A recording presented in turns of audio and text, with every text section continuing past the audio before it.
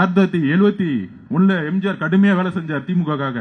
200 தொகுதி மேல ஜெயிச்சிட்டாங்க. 72 எம்ஜிஆர் வெளியே அமிச்சிட்டாங்க, அப்படியே வெளியே துரத்திட்டாங்க.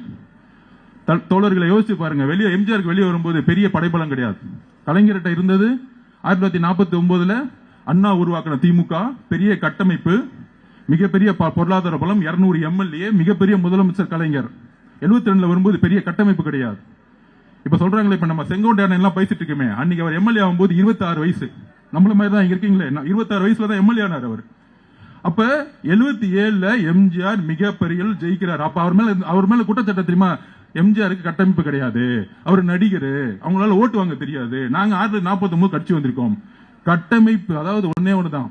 நீங்க கட்டமைப்பு வச்சிருக்கீங்க, மக்களை கூப்பிடுறீங்க, மக்கள் வர மாட்டேங்கிறான். எங்க தலைவர் மக்களே கட்டமைப்பா உருவாக்கி இருக்கார். இதுதான் எங்களுடைய தமிழக வெற்றி கழகம்.